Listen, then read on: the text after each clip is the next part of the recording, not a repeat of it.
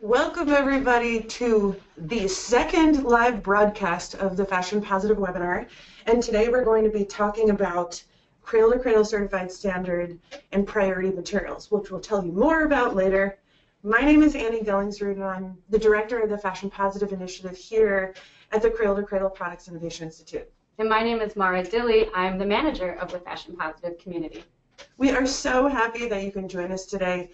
Last month we talked about the Plus membership through Fashion Positive, and we officially launched the Plus membership, and we told you a bit about what that was. And today we're going to tell you a bit more about the Cradle to Cradle Certified Standard and priority materials. But I think that you've noticed that we have a new team member here today, and I wanted to first start with introducing Mara to you. So Mara actually just started with the Fashion Positive team a couple of months ago.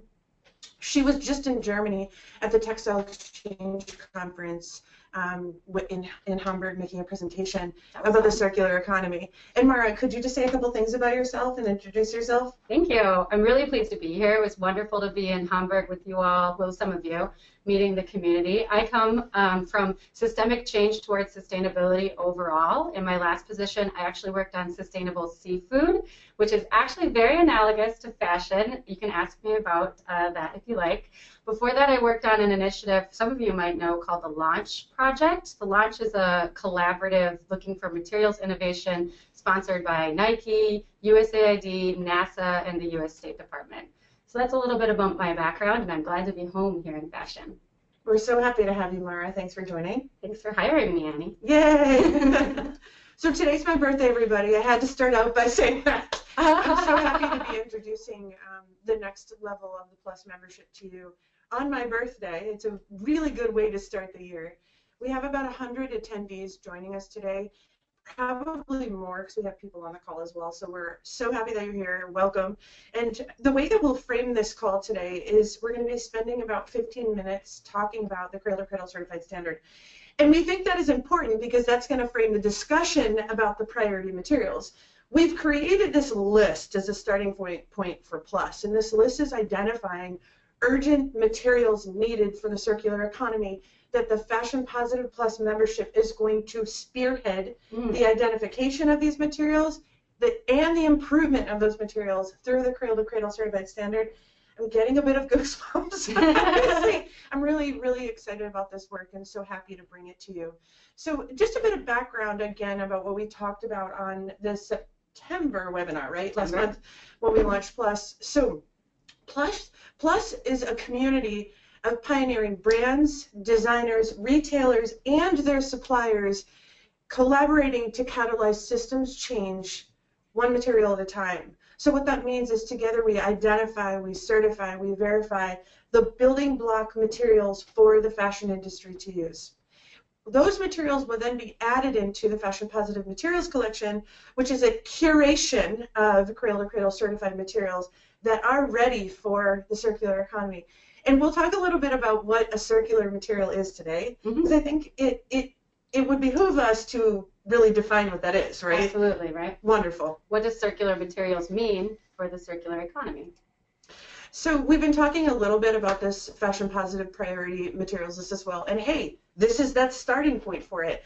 So just a bit of background about how this list was created. It was created with research. It was created with expertise. It was created with knowledge, being in the fashion industry, finding out what are other initiatives working on, how can we focus on other materials, what materials do we think you need. So this is really that starting point.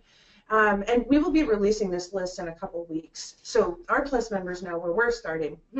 So this list is the most strategically necessary items to come into circular fashion. And Cradle to Cradle. So yeah, we're saying here that these are the materials that we feel that we absolutely need. And obviously, this is not a one-sided approach here. We're not just throwing this list out and saying we're working on these materials.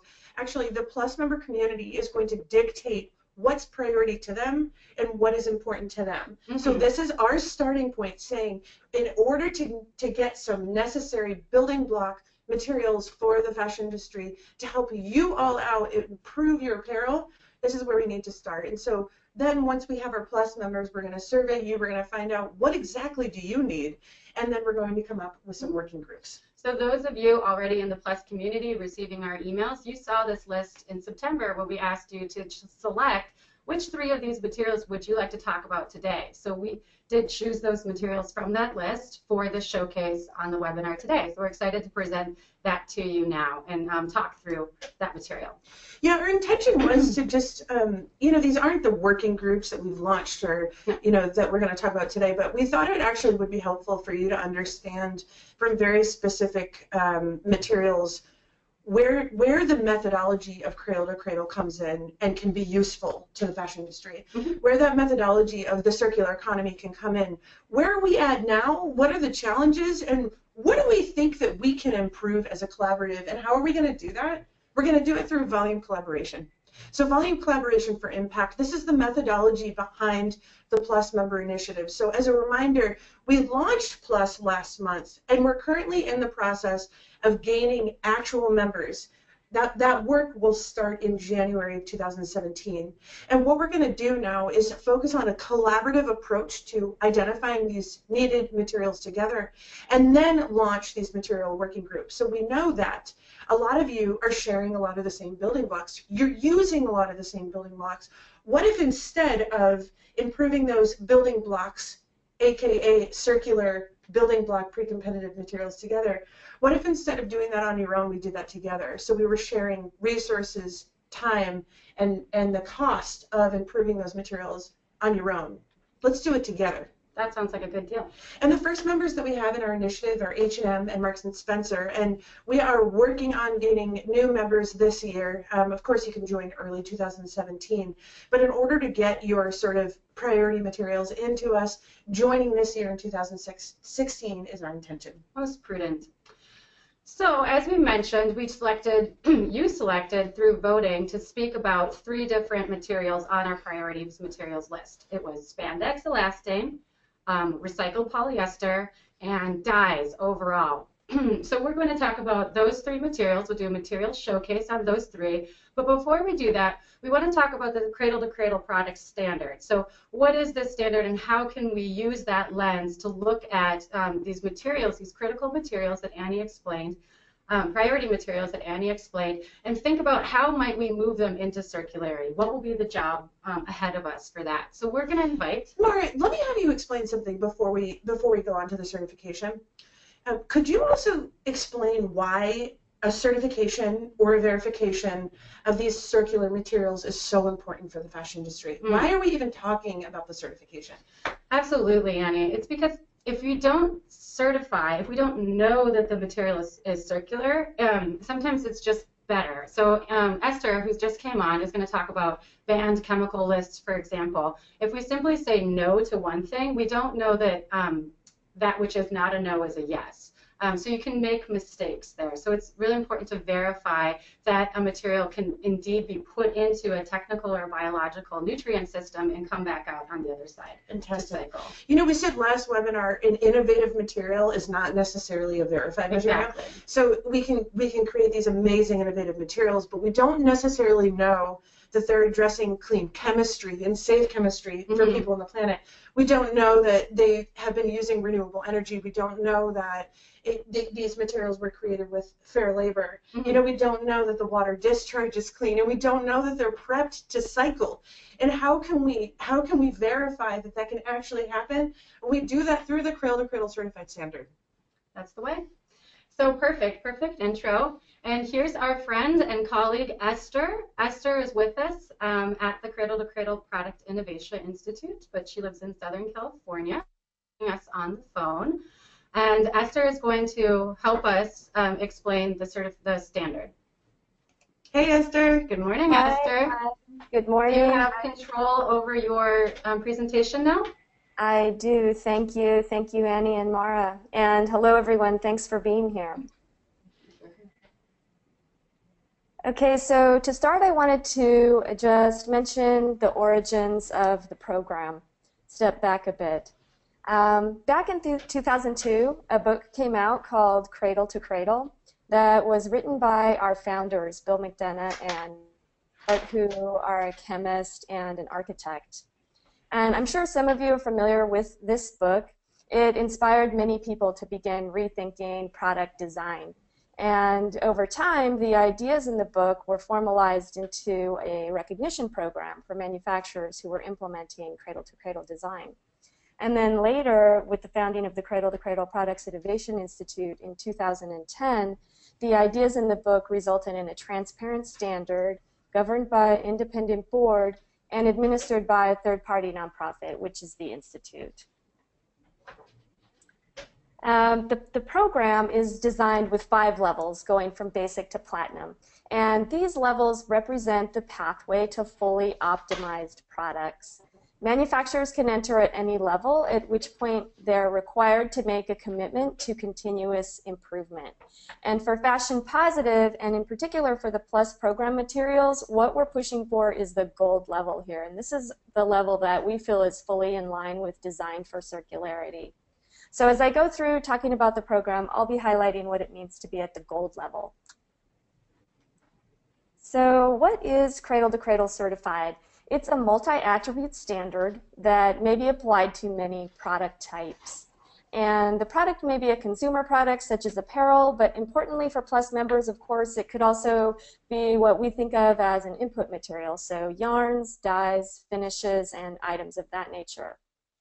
And the term multi-attribute refers to the fact that the program has criteria in these 5 categories, as you can see on the slide here. The criteria within the categories are based on the cradle-to-cradle design principles.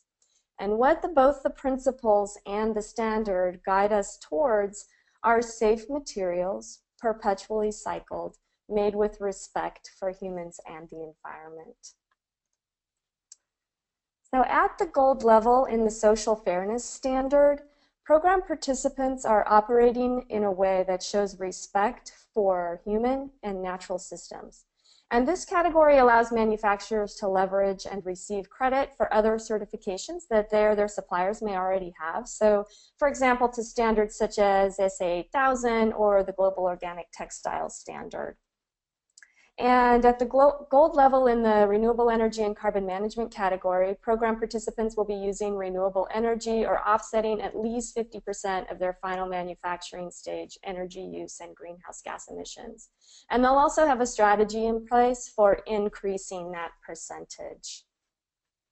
In the water stewardship category, manufacturers are required to assess any product-relevant chemicals that will be present in the effluent leaving the manufacturing facility. And this begins at the silver level. Now that is, of course, important because it's not unusual for dyes and processed chemicals to end up in the effluent. And then at the gold level, these chemicals must be optimized. And what that means is that we need to determine that it's safe for them to be present in the effluent and potentially coming into contact with humans or the environment. Or if there's chemicals that are not safe for release, they need to be kept in closed-loop systems. So now I'm going to spend a bit of time on the material health category. This is a very interesting category for several reasons. First of all, this process that we go through is unique to Cradle to Cradle. It's a rigorous, detailed process that requires the expertise of our assessors who are chemists and toxicologists. And second, for most manufacturers, this category is often the most difficult one, and that's because of the proprietary nature of the chemical level data that we need to collect before we can carry out our assessments. Finally, because of the depth of the analysis that we do, it isn't unusual to learn something new about your material or your product, and so that can really be interesting for everybody involved. And here's what the process looks like. So first, at that entry level, that basic level of certification, we begin by making sure that a certain list of problematic chemicals are not present in the product. And typically this is done just by asking suppliers to sign declarations. And that's a really good first step, but we don't stop there because these lists of problematic chemicals will never include every bad chemical. There's too many chemicals out there, and there are also many chemicals for which toxicity data are lacking. And so those are chemicals that we could find to be a problem sometime in the future. So we want to keep track of those. Once we complete that screening process, we move on next to complete an inventory then in order to find out what actually is in the product.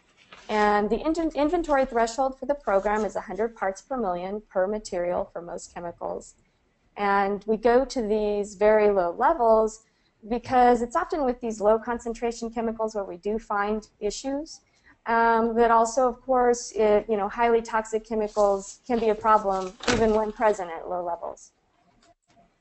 Once we've done our data collection, we then complete a risk assessment. And this is a combination of looking at hazard and exposure. And I'll talk a bit more about that soon. And finally, once we understand the risks, we can work on optimizing with the goal of eliminating the risk. So here is the list of chemicals that are considered during that first screening process. These chemicals are not allowed in cradle-to-cradle certified products at 1,000 parts per million or above. And in gold certified products, they would need to be below 100 parts per million. And I wanted to mention this list is currently under revision, and it will eventually more closely align with the European Union's REACH regulations. There are several chemicals on this list that are relevant to textiles and apparel. So, for example, the nonylphenol ethoxylates, also known as NPEs, and their degradation product, nonylphenol. NPEs are surfactants that are used in textile manufacture in some parts of the world. And they can be released to aquatic environments either during the manufacturing process or later when the clothing is washed. And nonylphenol is persistent, it's toxic to aquatic organisms, and it's also an endocrine disruptor. Another one here is the pentachlorophenol. This is a highly toxic antifungal agent that has been used to preserve leather and also cotton and wool in the past. But today it's primarily used on wood. This substance is bioaccumulative, and it's found in the bodies of people throughout the world. Relevant are the organotins, that's another preservative. PFOA and PFOS could be found in textiles as impurities of certain waterproofing coatings. And the flame retardant tris listed here used to be used in children's pajamas. So finally, one more thing on this list, if we're using recycled content, we want to also be sure to consider the toxic metals here. They can show up in all kinds of recycled content, including that which might be used in textiles. So, we want to stress here that avoiding chemicals on banned lists just really is not a solution. And this approach, what it can happen is it can lead to a series of regrettable substitutions. And for example, this did happen in the past with flame retardants, where certain flame retardants were listed or restricted. Manufacturers rushed in to replace those with chemicals that were not yet listed that did have very similar properties. And guess what? Later on, we found out, those were a problem as well, so they also had to be replaced. So we just want to point out, we want to keep an eye on these chemicals for which we have no data, because problems do arise with those as well. So after that screening process, we've done our inventory, and then we move on to do our assessment. And again, these assessments would be done by an assessor who's a chemist or a toxicologist. So the first step here requires classifying the hazards associated with 24 human and environmental health endpoints. And this would be done for every chemical. And the result there is a red, yellow, green, or gray hazard rating for each of those endpoints. The next step requires asking the question, is exposure to this chemical plausible during manufacture, use, or reuse, and end of use? And this isn't a traditional exposure assessment in that we're not trying to quantify the amount of exposure. We're only asking if it's plausible or not. And if it is, or if we're not sure, then exposure is assumed to occur. So we take a precautionary approach here.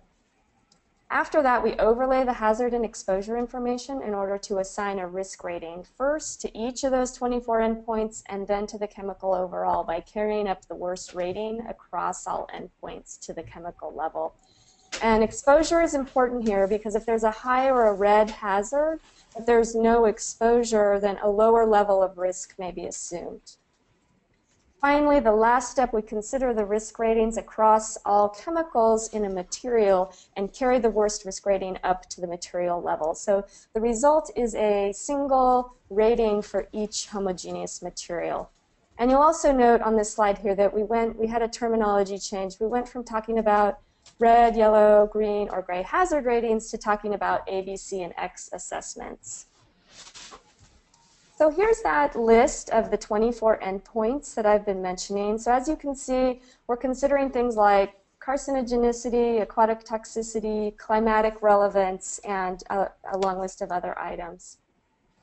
And here you see the definitions for the final material ratings. These are the assessment ratings given to each material. And you can see that we go from an A assessed material, which is ideal. That's a material with no hazards at all. Over to C, that's a material that may be used in gold certified products, even though there are some, it's moderately problematic potentially. Over to gray, and that's a situation where either ingredient data are lacking or toxicity data are lacking for the material. And here you see the full list of program requirements for the material health category. And again, at the gold level, we will not have any gray or X assessed materials within the product. Products that are certified at the gold level are fully optimized, and we can consider those to be safe for humans and the environment.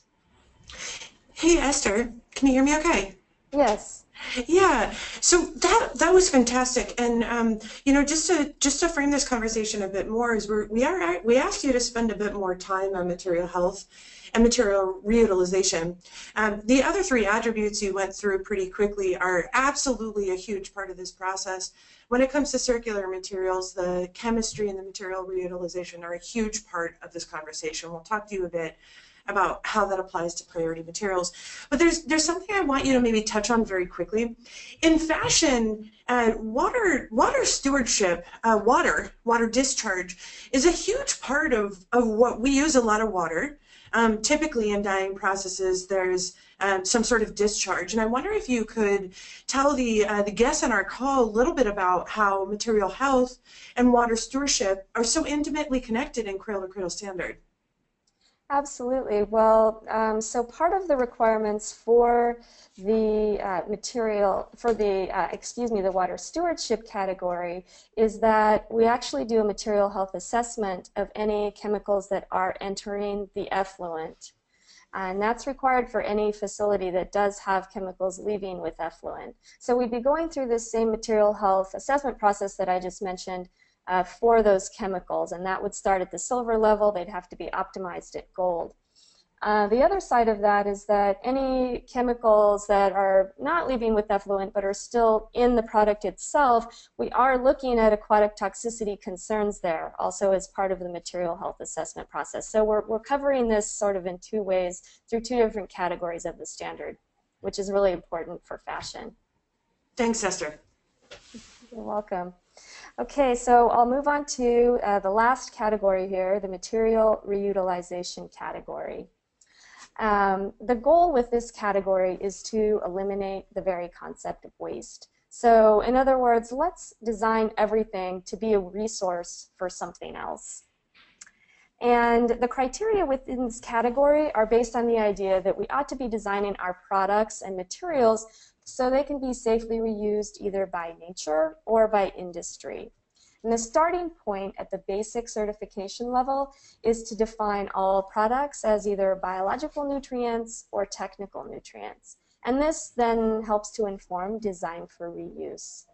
So wool, for example, biological nutrient, and in the case of wool textiles, we want to make sure that all inputs, not only the fiber, are chosen such that they will not be problematic once it's time for that textile to return to nature. So this, for example, means also choosing dyes that are biological nutrients. On the other hand, Yes? Oh, sorry. Go ahead, Esther. I had a question for you, but I'm going to wait till you talk about technical nutrients. Go ahead. Okay. PET is an example of a technical nutrient, and so the goal there is also safe inputs. In the case of PET, we want to work on eliminating the carcinogenic catalyst, antimony trioxide, and we also want to ensure that the right systems are in place so that PET can be recaptured, kept free of contaminants, which is a really important one and something we need to work on, and reused indefinitely. Thanks. I'm so sorry for cutting you off. I got so excited to just sort of point something out is that, typically when we're talking about biological nutrients and technical nutrients, we're talking about, maybe a wool or maybe a polyester on the other side. And then the thing that really oftentimes come to mind, because we're actually talking about the fashion industry here, and not all fashion designers, brands, and apparel companies are using either biological or technical materials. So typically in the industry, for performance reasons, for cost reasons, we all use blends, right? And so I just want to recognize that we're actually talking about that now. We're talking about, well, what to do when something is blended together, when you have maybe a cotton poly blend or when you have a cotton spandex blend. And Esther, I don't think you need to go into that now necessarily because we're going to be talking about that later in the call. But here at the Fashion Positive Initiative, we're addressing solutions for blends as well, so we don't have to say, oh, hey guys, only use biological materials, or hey guys, only use technical materials. We're actually working on accelerating solutions to be able to deal with some of those blends and come up with some of those solutions for some of those blends when it's time. Thanks. Okay, thanks, Annie.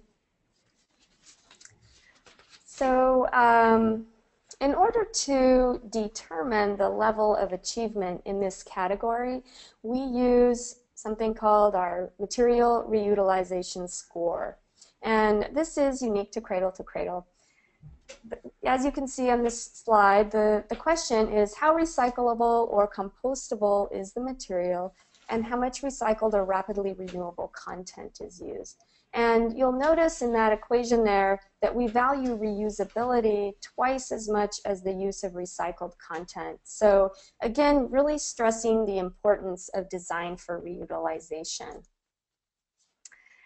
And basically the way that this works out is that if a material contains 100% recycled content, but it's not itself recyclable at all, the reutilization score would be 33. And this means that the product would not quite reach the bronze level score requirement. It would have to come in at basic. On the other hand, a product that's fully recyclable but does not contain any recycled content would have a score of 67, and that would be just above the gold level requirement.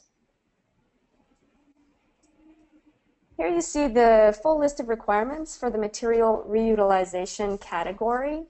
And at the gold level of certification, companies will have designed components of their products as biological or technical nutrients. The product will have a reutilization score of 65 or above. And finally, for each nutrient, the company will have defined the path to reutilization.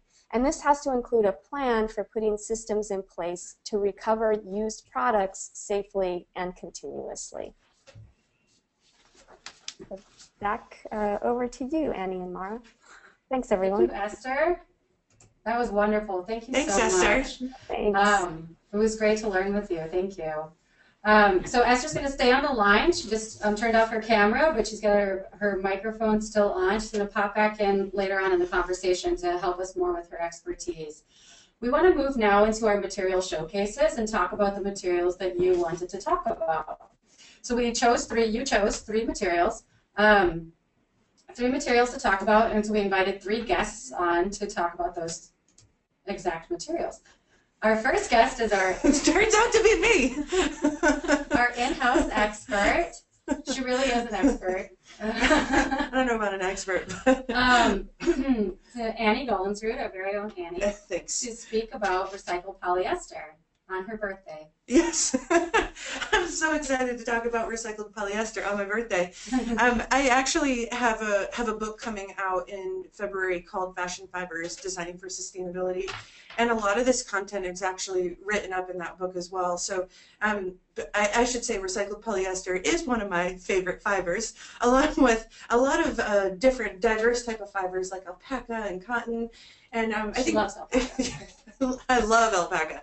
But I should say from a cradle to cradle standpoint, this is why I'm really so excited to be a part of this team and to be a part of the circular economy and cradle to cradle movement through Fashion Positive, is that we really don't discriminate on materials. So we're not going to necessarily come to you and say, only use these biological materials or only use these technical materials. Hey, we're going to say, hey, these materials have an infinite amount of potential, but there's work to do. There's absolutely work to do. And there's typically a lot of work to do with a lot of these materials. So a lot of the materials, when they come to us, might not be prepped for the circular economy, and we couldn't necessarily consider them circular materials. So let's work together on creating these circular materials together. We wanted to use this opportunity to tell you a little bit about the challenges around recycled polyester. And this recycled polyester typically, as most of you know, a lot of the recycled polyester these days comes from either a mechanically recycled process, this chopping and grinding, or a melt process from plastic bottles. The industry is obviously looking at more interesting, innovative ways to take, for example, post-industrial consumer waste and process that, into a new fiber. But right now, a lot of our fiber that's used for clothing, the recycled PET fiber, comes from plastic bottles. And I think one of the main points we want to drive home here is our intention in the circular economy is to pump the circular economy with clean materials. So we're going to create a really healthy and safe materials economy that pumps into the circular economy. Mara, I know you talked a lot about this at Textile Exchange a couple of weeks ago in Germany, and it is the biggest point that we can drive home. In our work in the last couple of years, we just found that, those building blocks weren't necessarily there. Those optimized, improved, circular economy ready building blocks just didn't exist. We have some of them actually, and we have a guest from DyeStar here today who will tell you about a starting point for that. But really, we realized as an initiative, we needed to start with creating a really healthy and safe materials economy so you can pump those materials into a circulating circular economy, right? Because why would you want to circulate materials that aren't safe? So why is recycled polyester unsafe, Annie? That's a super good question, and it says on the first bullet here is recycling contamination. And I wanted to just point out the word contaminant is a bit of a negative word. I'm just going to be really transparent about that. So I looked it up. And I thought it was interesting to make impure or unsuitable by contact or mixture with something unclean. So what we're talking about here is some materials such as recycled polyester have some unclean aspects, and we don't want to be cycling unclean aspects. And so with recycled polyester, there's a contaminant. It's a suspected carcinogen called antimony trioxide that currently exists. So what's happening now is some of those contaminants are coming in and they're being continuously cycled in that economy. And so something like mechanical recycled polyester won't rid that material from that unclean sort of contamination or whatever you want to call it. So when you mechanically recycle polyester, you're mechanically recycling contaminants as well. And they move into the next generation. Right. Interesting. That's absolutely right. So our intention is clean in, clean out. We can continuously cycle the clean. So how can it be improved? If that's the case, how can we improve it? I think it's pretty easy, actually. Sort of. Let's clean up the input stream, guys. Let's work together to clean up the input stream. And we talk to a lot of suppliers out there in the industry who can do this for us. They can rid the polyester from the antimony trioxide. But one thing that we have been told is we need the industry's help. So it's not something that we can do in an isolated approach with one apparel company or brand. We need a collaborative in order to do that. And let me just point out too is that there are companies and innovative startup technologies who are developing ways to remove these contaminants. And we can find a way to support those technologies, absolutely. We want diversification of approach, which means that let's support a couple of those those different approaches. So we can support that. It's chemical recycling, you know, and just to be very clear, we have a working group centered around that at Plus, so that's something we are looking at. And then, right, and then we can support that healthy materials economy, the foundation for the circular economy. So right now, there's no circular recycled polyester. Well, what's circular? I mean, let's just, you know, a circular material is one that is clean on the input, right? So we want to circulate clean. We want to clean in, clean cycle, clean in, clean cycle, clean in, clean cycle. And I would actually just say that at this point, we're not yet at saying we have a circular material for polyester, and we have work to do. Sounds like a job for Plus. I think it is. I think so too. Anything else, Annie? Yeah, so I mean, we keep bringing up Plus, and this is why Plus was designed to address some of these greater challenges together. You know, we've been looking at these types of things for a decade now, I think, and one of the things we realize is we actually need a collaborative of really powerful pioneering brands who are saying this is important, we want this is important for the circular economy. We'll help support you, and we're going to go to those suppliers and incentivize those suppliers by saying this is what we want, and we'll use these materials in our supply chain. That's fantastic. Thank you for kicking off our material showcase. Oh, you're welcome. So we're putting in our headphones as we have a caller on the line from the UK, Mr. John Easton from DyeStar. Lauren. Hi, can you hear me? I can Hey, hear John. you. Good morning, John. Welcome. Good afternoon. Oh, thanks, John. That's fantastic. So John's been working with Fashion Positive for a while, John and DyeStar, and they have quite the story to tell about going circular with their materials. John is the brand and retail sustainability advisor over at DyeStar, and we're going to ask him some questions and explore his dyes. Sound okay, John? Sounds fine. Thank you. Thanks for playing. So we'd love to hear from you. What are some of the challenges for dyes that you've experienced from a C2C perspective? Okay, well, it's great to be on the call. Thanks for inviting me, and I hope I can shed a little light on this mysterious subject called dyestuffs. Thank you so much. Maybe not everybody knows that dyes have been around a long time. Synthetic dyes have been around since 1856. So that's a long, long time. It was the start of the organic chemical industry. Started with dye stuff, so that's great for dyes. But over most of that time, the first 100 years, dyes were designed to give bright colours on the fibres that were available at the time, and to give good fastness, colour fastness, so that when people washed them, they didn't lose all their colour, and they'd have to go out and buy a new piece of clothing. So there was a certain amount of durability built into the way the dyes were designed, but they weren't designed with a view to toxicological effects or to environmental effects. That really only started in the late 70s, beginning of the 80s, and by then we'd already got several thousand dyes on the various product ranges. So that's why it's been a process, really. I've been involved with C2C type projects for 20 years or so. It's really been a question of screening the dyes that we've got to say, well, how many of these can meet the C2C criteria? Right. And as it says on the slide, the stricter the criteria in terms of what chemistry you allow, like you just mentioned, no antimony trioxide in polyester, which wipes out most of the polyester that's available. In the same way, if you start restricting the dye stuffs and say, I don't want any heavy metals in the dye stuff, so that rules out a lot of dyes for wool, or I don't want any halogen, that's chlorine or bromine or those kinds of things in the dye stuff structure, in the molecule, that also rules out a whole range of different dyes as well. So you're then left with a much smaller choice of dyes to use. Awesome. Okay. Next question. So with that in mind, yeah, why don't we talk a little bit about the dyes that are in the Fashion Positive Materials collection with that background experience that you mentioned. Yeah. What we did, we've worked, as Annie mentioned at the beginning, this started, quite a long time ago, 20 years ago, And over the years, we've been involved with different customers and different brands in developing C2C type materials. I'm thinking Shaw carpets, Desso in Holland, as just examples there. And what they were looking for was for us to be able to provide them with dye stuffs that met the C2C criteria as they existed at that time.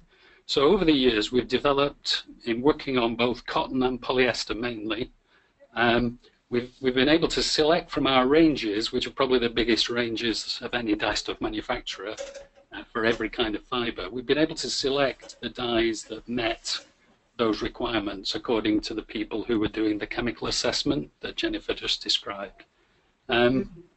So that's how we came to the list of dyes which have now been accredited or certified, or they've got a certificate or whatever you want to call it, at the gold level. So for material health certificate, there's about 28, 30 dyes that have received that certificate and which have been, if you like, approved for use on circular economy fabrics. I think you meant Esther, not Jennifer. Sorry, go on. Esther, yes, sorry. So that covers some reactive dyes for cotton, which are the most widely used for a fashion apparel because they give bright shades. It covers VAT dyes for cotton, which covers sort of workwear and home furnishings because they have higher light fastness requirements.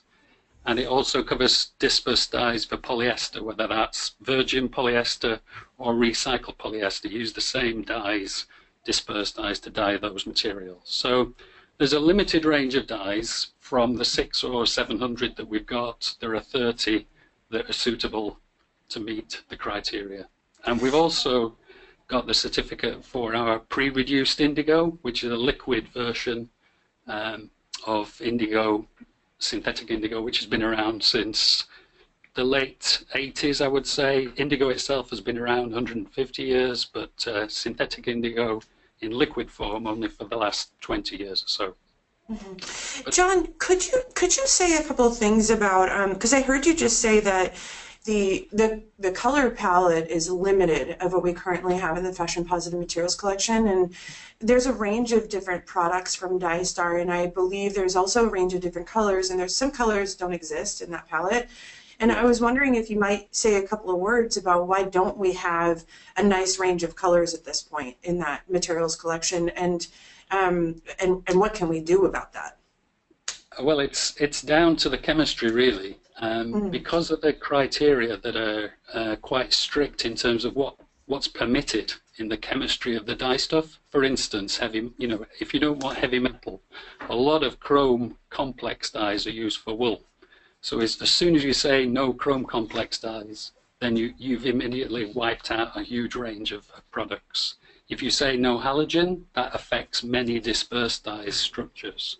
And it also affects reactive dyes, VAT dyes, and direct dyes as well.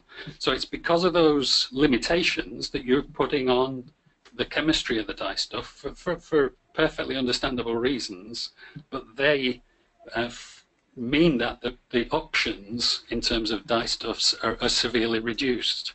Some of the people on the call might be familiar with Blue Sign or GOTS or Ercotech Standard 100, where those systems don't have as strict a criteria for whatever reason, and there's a much wider choice of product available. So we've got, I think, something like 600, 700 products in the Blue Finder database, but we've only got 30 at the moment that are suitable for C2C. Yeah, and I just want to piggyback off of something you're saying here. Something that we've found in the last couple of years is metallized dyes for wool, for example, they're really not suitable for a biological metabolism. And so, and I guess it's really important to say to everybody here on this call today is that, reuse we absolutely advocate for reuse. So we're not saying, hey, let's create this material and let's throw it into the ground right after you've worn the sweater a couple of times.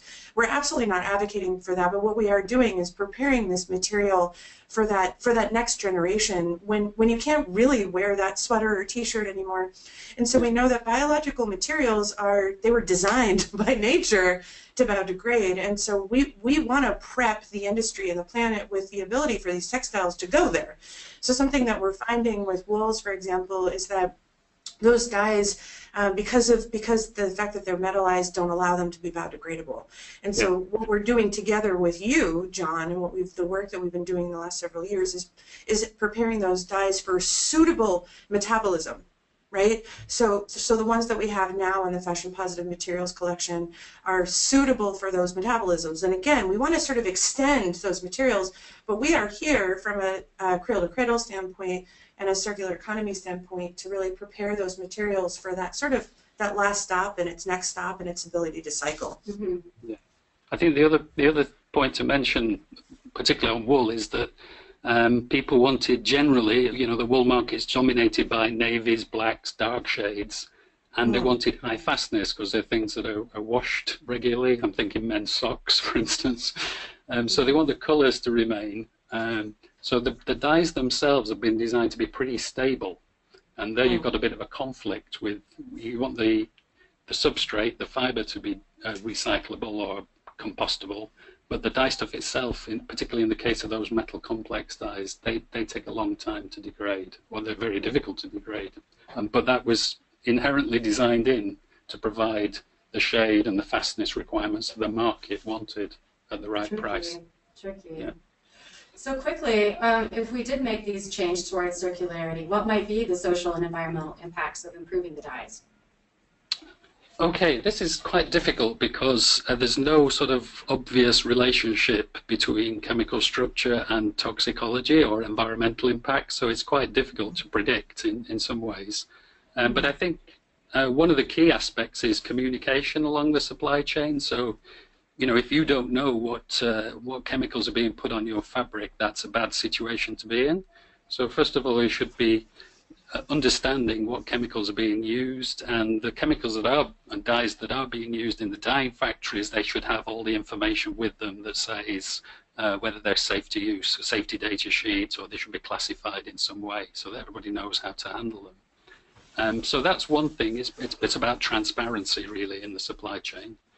The second thing, I guess, is if you're taking out things like heavy metal or halogen, which is limited in some countries in the effluent, then you are reducing the pollution load. So the costs of wastewater treatment will come down because you're not having to get rid of those particular polluting elements. And then the third thing on the slide, I think it says durability and fast fashion, which are sort of contradictory. It should be durability versus fast fashion. Should we be designing, it's an open question, should we be designing good quality clothes that last a long time, but are difficult to degrade? Or should we be designing clothes that you take on holiday and throw away and very easily degradable? And what kind of dyes can we use for both those situations? So that's quite an interesting debate, and I'm not sure it's fully understood by everybody. That's interesting. Well, thank you, John. Thank you so much for your contribution to the conversation and developing this school of thought that we're working on. We are going to... Yeah, let me just jump in here too, because I think that while we have John on the line, there's something I want to bring up to everybody, and this aspect of we work for the Cradle to Cradle Products Innovation Institute. We like looking at innovative materials, and in the case of dyes, we really need to be talking about both traditional or synthetic dyes, but also innovative dye processes as well. And companies like DyeStar can support that innovation, but we really need both, because John, I imagine that your sales volume is relatively high and that you're servicing a lot of the industry, right? Absolutely. Okay, so it is safe to assume that to support somebody like DyeStar in improving those dyes from a cradle-to-cradle perspective is one track that we could take because of the sheer volume of dyes that they produce and offer to the fashion industry. And then at the same time, what we can do is look at some more innovative dye practices at the same time, whether that's through DyeStar or other companies doing innovative things that might get rid of the water use or somehow cut down on chemistry. And I know that these types of things, John, DyeStar is looking at as well. You guys always look at innovative approaches to dyes, correct? Sure. And Right. you know, some of the dyes that we've put on that list, for instance, there's a Realan dye for wool, a black dye that is metal free. So that's been specifically designed to eliminate having to use heavy metals in the process and still give you the fastness and the shade that people want. So there are instances like that, but it costs a lot of money to develop a new dye. Just Yeah. alone to do the tox testing costs $200,000. So it's not a quick fix to switch from one dye to another. But I think what we need to do is get the supply chain pull so create market demand for C2C approved dyes, and then the manufacturers will begin to see that it's commercially in their interest to produce this kind of dye. And there's more likely then to be investment in R&D. If there's no market visible for these kind of products compared to what's traditionally being sold, then there's very little motivation for the dye manufacturers to do R&D along those lines. So let's start with what we've got and create some momentum. That's the thing. Let's do it together. Let's do it. I love that. Thank you so much, John. Thanks, John. Thank you for That was joining fantastic. us today and for your great contributions. We are going to shift to our next guest, Jennifer Gilbert, the Chief Marketing Officer over at ICO. You all know ICO well, I'm sure. But before Jen gets on the line, we are pulling back Esther just to talk briefly about spandex elastine from a material health perspective, because that's more to her specialty. Yes. Esther, are you there? Thanks, Esther. I'm here, yes. So as far as the material health issues with spandex and elastane, there's one main thing to consider. Basically, spandex is a type of polymer. It's made with an input monomer called diisocyanate. And residual isocyanates can remain, and they do remain, in the final material after the polymerization reactions occur. And you can have from low to high levels of these remaining, and that depends on the quality of the manufacturing process.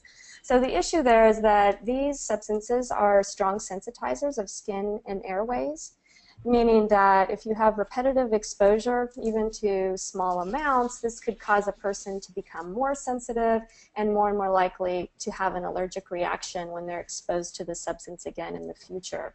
And so, you know, if we're doing our material health assessments of an elastane, we would want to be asking about what is the concentration of these residuals in the final material, and then also be considering that and making sure that in the manufacturing process there's sufficient personal protective equipment being used to protect the workers from exposure. I see. Thank you for your expertise, Esther. Thanks, Esther. So we want to ask Annie to jump in just real quick, because I have this question. I hear about bio-based spandex elastane and biodegradable spandex. Okay. I'm a little bit new to the industry. Can you lay it down for me? What's the difference? Sure. Yeah, I think we hear oftentimes that bio-based means biodegradable, and it's actually quite different. So it's a bio-based means that it's based on biology. So typically spandex is made from from petroleum. And bio-based means that there's a portion of it that comes from biology. So it doesn't necessarily mean that it's produced differently or that it's biodegradable. What it means is that it was based on the inputs were, some of them were from biology. Exactly. And so also there are some innovations for biodegradable spandex and elastane as well. And you know, this is an entirely different conversation that we can have through Plus if you guys are interested in something like biodegradable spandex. You know, some of the challenges that we'll face together is, you know, spandex, Jen will talk about this, spandex is oftentimes blended with some, you know, cotton for a nice stretchy pair of jeans. And what happens is that inability for that pair of jeans to be recycled on the back end. And so what will happen with something like biodegradable spandex combined with a cotton is that there is potential when it's ready for it to be biodegraded. However, we need to get that message over to collection facilities such as ICO. We can't just sort of penetrate the supply chain with a blend, you know, a biodegradable blend without telling somebody what to do with it next. Obviously, we have to coordinate. Yeah. that's perfect lead-in for our colleague Jennifer coming to us again from Southern California. And Annie and Jen are going to talk a bit about what she just mentioned, this coordination aspect and the reutilization challenges with spandex elastane. Are you there, Jen? Yes, I am. Can you hear me? Jen? Yes, Yeah. we can. Oh, Thanks perfect. for coming. Hi. Oh, thanks, Annie. Thanks, Maura. And hi, everyone. Thanks for having me on the webinar today.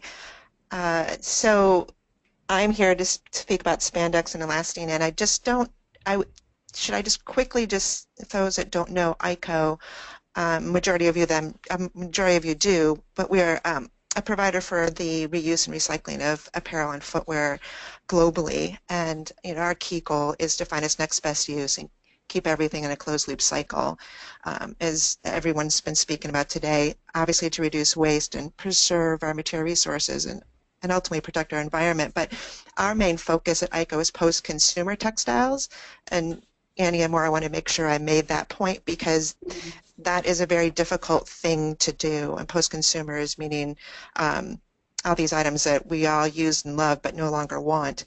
And there's about 24 billion pounds of that going into landfill. So we really have the mission to reuse and recycle as much as we can.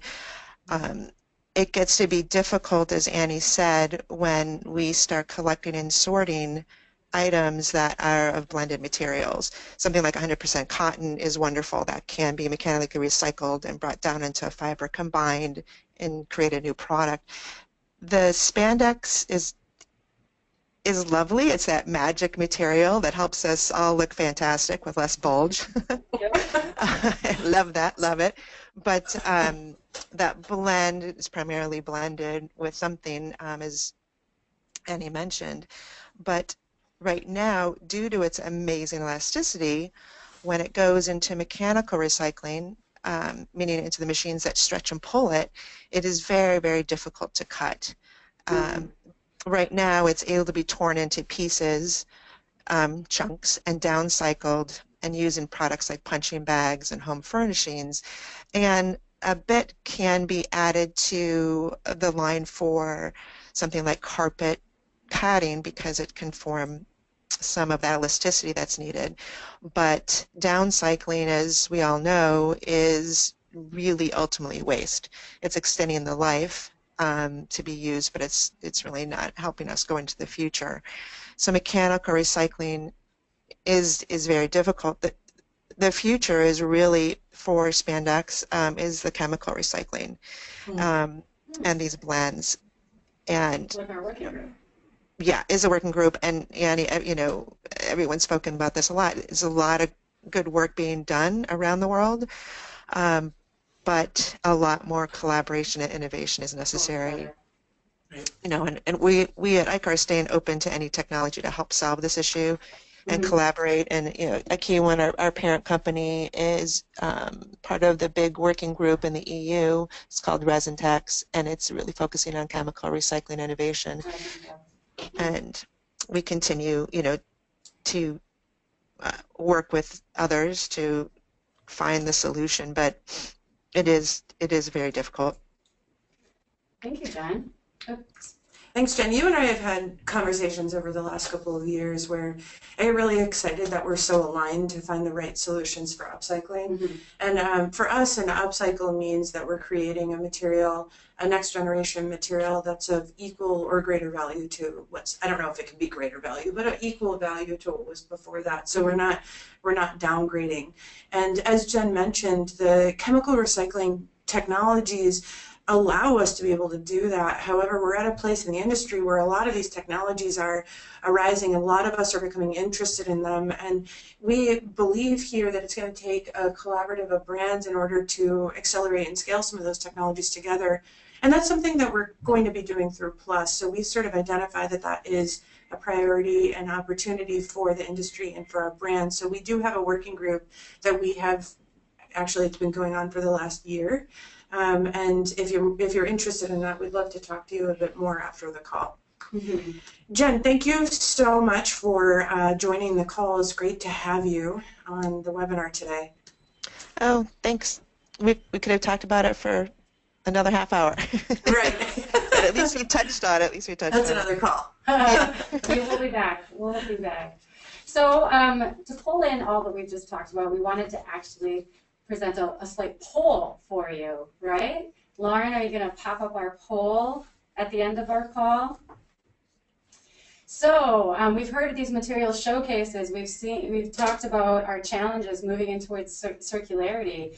What is the feeling in this proverbial room after listening to these showcases? Are you, so you can select the following on your display there. Are you excited about developing circular materials, or are you feeling daunted and scared? Which one? How do you feel? We'll give you a couple seconds to select. I'm feeling pretty excited. Because that's what I'm hearing. I'm feeling really excited about it. Annie's swaying the audience. How long has it been? All right, so Okay. let's close the poll. Close Start the to poll. wrap up the webinar. What are our results? Wow! I'm so glad. I truly didn't predict that. Yeah, and those of you feeling daunted and scared, it's okay, because I get like that too, and that's really the reason why we designed the Plus collaboratives. Let's read it out for people who are on the phone. Oh, please, yes. So we have 84% responded that they are excited to develop circular materials for fashion, and we have 16% who feel daunted and scared. And that's okay. Annie's excited. I'm Yeah. a little daunted. Oh, that's So all right, we're Mara. yin and yang over here. Yeah. We've designed the Plus membership to address these concerns, these challenges together. So we're actually wrapping up now. We'll be a couple minutes over. We'll finish in about 3 minutes. So let's just go through real quick the priority materials. What is that? It's a list. We'll be releasing it in a couple of weeks, and it's our first attempt to say, hey, from a cradle to cradle circular materials perspective, these are the types of materials we believe, based on research, expertise, and knowledge, we believe the industry should start here. But essentially what we'll be doing, when you Plus members come on board, you'll be telling us what your priority materials are, and hence we will get to move from there into specific material working groups. So you'll be identifying what those are. So we're talking today, really, we're teeing up Plus. And Mara's going to tell you a little bit about what we had discussed last call about how to become a member of Plus and the dues. Right. So if you're interested in what you've heard, you're that 84%, or if you're the 16% that's daunted and scared. Plus is the solution for both of those feelings. We're going to come together. We're going to do this together. You can see what we need from you, and Esther explained very well how much goes into identifying, optimizing, and certifying these materials. John also touched on some of the financial contributions it takes to undertake this material change. So we do need dues. We do need dues. Your tier structures are here based on revenues of your business, of your company. If you want to talk about that further, please do. There's a form on our website, fashionpositive.org/plus, just a contact form that goes straight to Annie, and we will get back to her, to you. We have exciting stuff. We're doing monthly webinars, Plus webinars. Some of them coming up in December. Taking pledges now, starting work early 2017. Mara, before you go on, I just want to point something out about the dues that I think is really important, that we haven't really talked very much about. As Mara said, those dues will go towards the facilitation, our facilitation, to help the group move forward into creating those circular materials. But I should say very explicitly that half of these dues will actually go toward an innovation fund, a pot of money, which will help support the verification, the assessment of these materials, and providing loans and grants to some of these suppliers and manufacturers that need it in order to improve those materials to make them circular. So if any of you have questions about that, I know I'm sort of throwing that out at the end of the call, but it's a very important point to know that we're all putting in towards a pot of money to get these materials optimized, improved, and circular economy prepped. And that if you were to do that alone, it's going to be a lot slower and incredibly more expensive. So the methodology behind Plus is that we get to do that together. Yeah. So again, as Mara said, if you need more information about how those dues work and where they go, just get in touch with us and we're happy to talk a bit more about that. Next month, our monthly webinars continue. So in November 15th, we will be accelerating circular fashion materials with volume collaboration. So working on that volume collaboration strategy that we mentioned before, we'll be diving into that more specifically. So first webinar, we talked about launch. Second webinar, we've been talking about our priority materials list. Third one, we're going to talk about what volume collaboration means for us as a community. I'm really excited for that as well. So that's the end of our webinar. We want to thank all of you. It looks like there were over 150 people on the call with us today. And thank you so much for joining us. We will be sharing this recording of the webinar in the next couple of days. We will also be showing you our priority materials list in the next couple of weeks. We're still putting the finishing touches on that list. And what else are we doing? We'll see you next month on the webinar. Get in touch with us if you have any additional questions. Any closing points from you, Mara? We're so happy you're on the team. Thank you. And all I have to say is happy birthday, Annie. Thanks. What a nice way to start my birthday. Thank you all so much, and it's been so fun to have you on the call, and we will talk to you and see you very soon. Thank you.